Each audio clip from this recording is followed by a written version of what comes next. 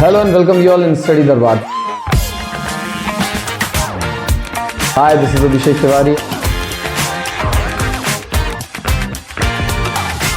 So let's start the second exercise. In second exercise, what we have to study? सबसे पहले हम पढ़ेंगे what do you mean by this is a question. सबसे पहले we are going to talk about what is AP because second exercise में हमको क्या पढ़ना है बच्चा? We have to study about arithmetic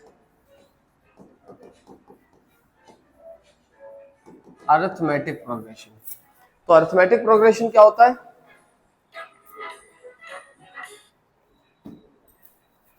arithmetic progression के बारे में last year in 10th grade we have already studied कि अरिथमेटिक प्रोग्रेशन एक ऐसी सीक्वेंस जिसमें एक कॉमन डिफरेंस नाम की चीज एग्जिस्ट करती है. What do you mean by the common difference? Common difference का मतलब होता है whenever you will going to subtract the preceding term by its succeeding term, आपके पास आंसर क्या आएगा?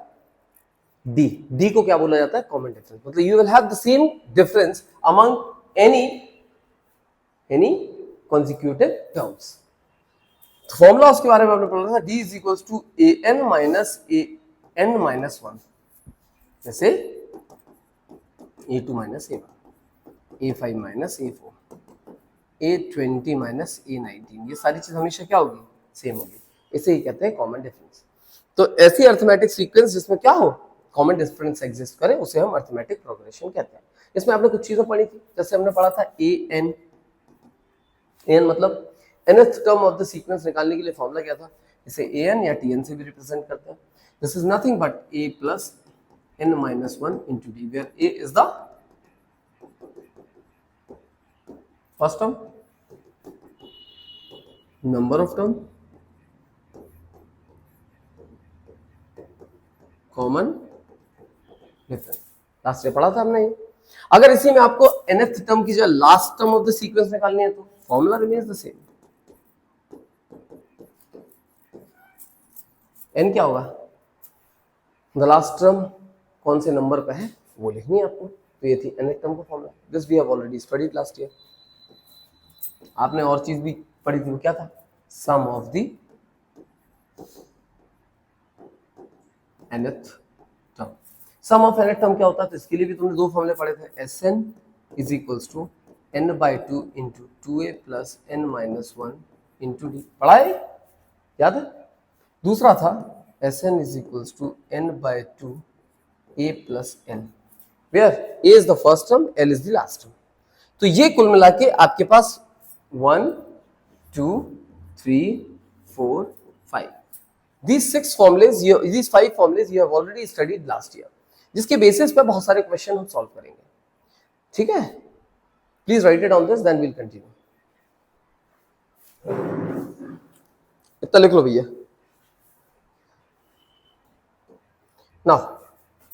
Now if 3 numbers are in AP, अगर बोले कि 3 numbers हैं, let's say 3 numbers are A, B, C. These 3 terms are in AP. Then it is only possible when twice of B is equals to A plus C. Last year आपने किया है, आपने याद है? मिडिल टर्म जो होती थी वो एडजेसेंट टर्म का एवरेज की इक्वल होती थी. इसको मैंने उठा के यहाँ डाल दिया. तो 2B is equals to AC. One more formula, please write it on this thing. Now, अगर आपके पास लिखा है if 3 terms of an AP, if the sum of the 3 terms of an AP is given to you, then find the common difference. तो आप कैसे निकालते हो? या find the common difference अगर आपको निकालना है, और अगर sum of the first 3 terms of an AP दिया है, then how we solve this? तो अच्छा हो, उसमें मैं assume करना होता है क्या टर्म्स होगी. तो जब भी अगर आपके पास 3 टर्म वाला केस आए, क्या है? 3 टर्म्स वाला केस आए, तो आप 3 टर्म को क्या assume करोगे? बीच वाले को A में हम D को जोड़ दें तो A plus D is the third term and A minus D is the first term. First, second, third. तो इसमें होता क्या है? Suppose this is equals to 30 given to you, तो plus D minus D cancel. A plus A plus A, 3A equals to 30. तो A कितना आ गया?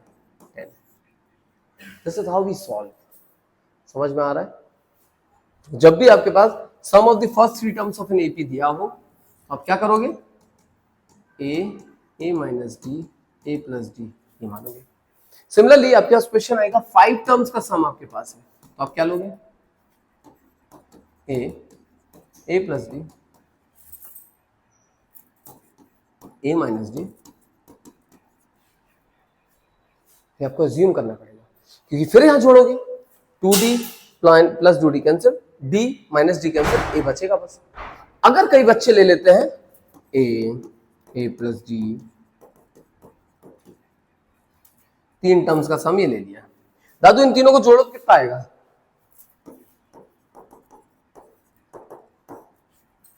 आपने कभी भी ऐसा क्वेश्चन सॉल्व कर पाए हो? एक इक्वेशन हो, 2 वेरिएबल आपके पास लिखे हो, you can find the value of both the variables, निकाल सकते हो? नहीं। क्यों?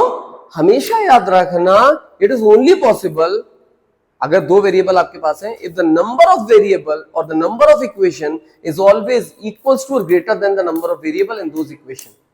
अगर आपके पास 2 वेरिएबल है और दोनों वेरिएबल की वैल्यू निकालनी है तो आपके पास मिनिमम इक्वेशन कितनी होनी चाहिए? 2 या 2 से ज्यादा। 3 वेरिएबल है तो 3 वेरिएबल पता करने के लिए आपके पास कितनी इक्वेशन होनी चाहिए? 3 या 3 से ज्यादा। 10 वेरिएबल है तो आपके पास मिनिमम कितनी इक्वेशन होनी चाहिए? 10 या 10 से ज्यादा। तो जितने वेरिएबल हैं उतनी मिनिमम क्या होनी चाहिए? इक्वेशन। तो हम क्या करें? हम कोशिश करें कि हम नंबर्स को ऐसे अज्यूम करें कि फाइनली मेरे पास जोड़ने पे कितने वेरिएबल बचे? सिर्फ एक। Only that you can very easily find that particular value of the variable, else you cannot.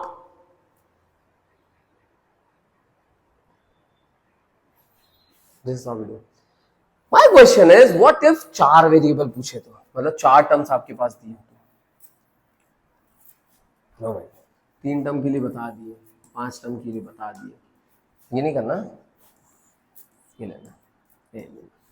मेरा क्वेश्चन है, when there are 4 terms, अब कैसे करोगे बाबू? तो उसके लिए क्या लिख लेना? a minus d, a plus d, a plus 3d, a minus 3d, जोड़ो सबको, minus d plus d cancel, minus 3d plus d cancel, plus 3d cancel, बचे कितना? a plus a plus a plus a, 4a is equal to something, एक variable, एक equation, a निकल जाएगा। सो इस type के क्वेश्चन आते हैं पेपर में, please write it down this as well.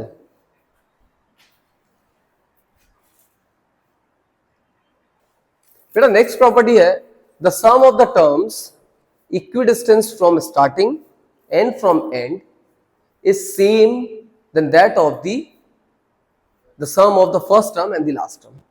क्या बोला मैंने? सुनना।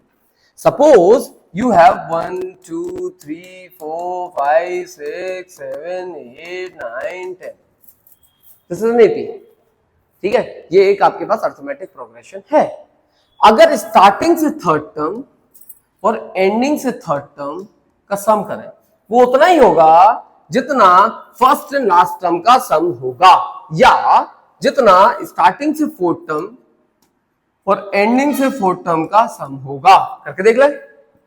Third term from the start and third term from the last. पहले से थर्ड टर्म इज 3, लास्ट से थर्ड टर्म इज 8, नॉट 7। 1 2 3 8, जोड़ेंगे कितना आएगा? 11। चौथी टर्म क्या है इधर से और लास्ट से? 4 प्लस 7 11। पहली टर्म क्या है यहां से और पहली टर्म क्या लास्ट से? 1 प्लस 10 11। तो हमेशा कितना होगा? सेम होगा। Please write it on this, लिख लो। The sum of the terms equidistance from starting, the sum of the terms, the sum of the terms equidistance from the starting and the end of an AP are always same, are always same, are always same and equals to the sum of, and equals to the sum of its first and the last term, the sum of its first and the last term of that AP. Are you getting what I mean to say? पक्का? अब मेरा एक question है, generally आपके पास एक AP है जो 1 से लेके 100 तक है। सुन लो, यू हैव बोले यू हैव एन एपी जिसमें 1 से लेके 100 तक टर्म्स है, ठीक है? First term is 1 2 3 4 5 6 7 up to 100. I want the sum of the 20th term from starting and the 20th term from the end. What will be the answer? I am giving you 1 minute to solve it out please. कितना? 101। Perfect. मैंने क्या बोला? 1 से लेके 100 तक के number है बेटा। मैंने बोला स्टार्टिंग से 20वां टर्म इज 20, लास्ट से 20वां टर्म इज 81, नॉट 80। 81 होगा, 80 होगा लास्ट से 20वां टर्म। पक्का 81 होगा ना? दिक्कत तो पूछो यार। 80 तो नहीं होगा? मैंने लिखा इसलिए तो मैं गलत भी हो सकता हूं। मैं ह्यूमन, ऊपर से नींद में हूं। बताओ, बोले बता। 89 अनंत 80 80 ना देगा। अब सुन, 100 99 98 97 96 95 94 93 92 91 10 हो गए। 90 89 87 88 86 87 86 85 84 83 82 एंड 81 होता ना, गलत बोल दिया। 90 90 के बाद 89 88 87 86 85 4 3 2 1 20 होगा ना पीछे से। तो 20वां टर्म क्या था? ये अंगूठा जो क्या है 81। इसलिए मैंने तुमको करके दिखाया था, अगर शुरू से 10 हो तो स्टार्टिंग से थर्ड इज थर्ड, लास्ट से थर्ड तुम 7 बोलते, लेकिन लास्ट से 10 क्या था?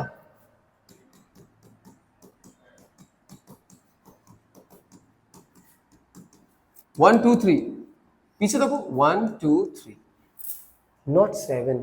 10 माइनस 3 जब करते हो तो यू आर सब्ट्रैक्टिंग 10। 10 तो काउंट होगा ना। जब 100 से 20 घटाते हो तो आप 100 को भी घटा रहे हो। नहीं, 100 से घटना है ना, मतलब 100 is also included. Getting what I'm saying? तो आंसर क्या होगा? 81। तो बेटा कितना आता है? 101। अब तुम देख लो फर्स्ट और लास्ट टर्म का सम कितना होता है। ये तो मैंने बोला क्वेश्चन में, यही तो लिखा है। मैंने जो आपको लिखाई है एक प्रॉपर्टी, वो यही है। इसके बाद एक जनरल सी चीज है, सुन लो, you don't have to write it down. जब भी किसी कोई एक सीक्वेंस एपी में दी है, क्या बोला मैंने? कोई अगर सीक्वेंस एपी में दी है, अगर आप किसी एक कांस्टेंट नंबर का मल्टीप्लाई करते हो सारे टर्म्स में, क्या बोला मैंने? If you multiply any constant with all the terms of an AP, that will also act as an AP also. मतलब जो फाइनली आपके पास वैल्यू मिलेगी वो भी आपके पास एपी ही होगी। दूसरा, जब भी किसी एपी में कांस्टेंट टर्म से मल्टीप्लाई करते हो तो एपी होगा, कांस्टेंट नंबर को ऐड कर देते हो तो भी एपी होगा, कांस्टेंट नंबर को डिवाइड कर देते हो तो भी एपी होगा, और कांस्टेंट नंबर को सेपरेट कर देते हो then to it will become an AP. What I am saying, just listen. एक प्रैक्टिकल एग्जांपल बस देते रहो, मतलब एक क्वेश्चन सॉल्व करके देख ले रहे हैं। 1 2 2 4 6 8, ये एक एपी है ना? Common difference is 2। अगर मैं पूरे टर्म्स में 6 का मल्टीप्लाई कर दूं, 6 2 12, 6 4 24, 36 48, 6 का मल्टीप्लाई किया सबसे, डिफरेंस कितना है बच्चा? 12। डिफरेंस कितना है? 12। डिफरेंस कितना है? 12। अभी भी ये क्या है? एपी है। सेम नंबर को जोड़ दो, मैं सब मैं 6 जोड़ दूं, तुम्हें 6 अच्छा नहीं लग रहा? 7 जोड़ दो, इसमें 7 जोड़ो। 7 प्लस 2 कितना होता है? 9।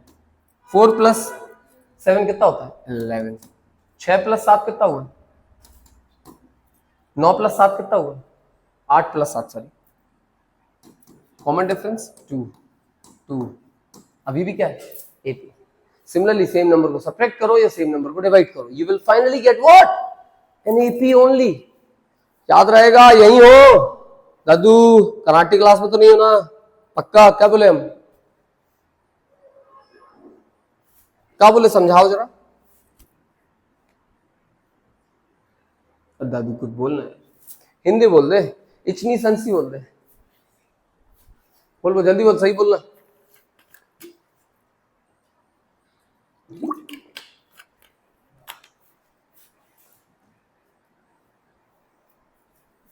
मैंने बोला अगर कोई सीक्वेंस पहले से एपी में है, if the sequence is an AP and if you will going to multiply any constant with all the terms of that AP, उस AP की सारी टर्म से किसी कांस्टेंट नंबर को मल्टीप्लाई कर दो। किसी कांस्टेंट मतलब the constant number should be same. ठीक है, तो जो आपके पास फाइनली एक और जो सीक्वेंस बनेगी वो भी एपी में रहेगी। मल्टीप्लाई की जगह कोई नंबर जोड़ दो तब भी वो एपी में रहेगी, माइनस कर दो तब भी एपी में रहेगी, मल्टीप्लाई कर दो या डिवाइड कर दो तब भी वो एपी में ही रहेगी। तुम पहले माइनस कर दो फिर मल्टीप्लाई कर दो तब भी एपी में रहेगी। तुम चारों कर दो, पहले जोड़ दो फिर किसी नंबर दूसरे नंबर को हटा दो फिर तीसरे नंबर को मल्टीप्लाई कर दो फिर चौथे नंबर को डिवाइड कर दो, फाइनली जो आपके पास टर्म सीक्वेंस आएगी that will remain in AP only. Are you understanding what I mean to say? Are you sure? इतनी ही चीजें हैं जो आपको यूज करनी है while solving the second exercise, और एक मैं आपको बता ही चुका हूं दैट इज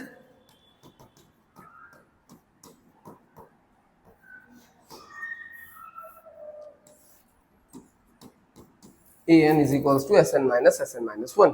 पिछली क्लास में पढ़ा था। कोई भी टर्म निकालनी है तो सम ऑफ दोस टर्म, जैसे तुमको निकालना है ये 10 टर्म का सम दिया है, ये 9 टर्म का सम दिया है, आप अगर 10 में से 9 घटा दोगे तो जो बची ये 10th टर्म कहलाएगी ना। Are you getting? 10 में से 10 sum of the 10th term minus sum of the 9th term, तो 10वीं टर्म बस बची आएगी ना आपके पास, वही है formula. Are you understanding what I mean to say? पक्का? सच्ची? So I am giving you the homework as a second exercise. Before starting the second exercise, what you have to do? Solve all the example given in this before the second exercise. Second exercise के जितने भी example है ML Agarwal में वो सारे question solve करके देखना। In the next video, what we are going to do? We are going to solve all the questions of second exercise. We will try to complete the second exercise, all the questions of second exercise in the next video. ठीक है? Till then, take care.